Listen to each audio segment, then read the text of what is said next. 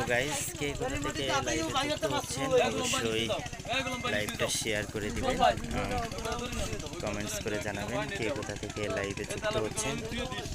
তো দেখছেন এখানে কিন্তু একদমই মাছের একটা ধামাকা হতে চলেছে। অনেকেই মাছ ধরা দেখতে আসছে।